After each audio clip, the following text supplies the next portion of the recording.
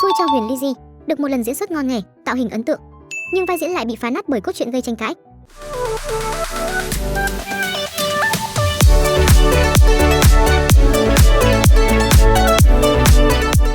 Từ một nhân vật thông minh sáng suốt, bỗng hóa cô bé khờ rơi vào chòng của Sở Khanh.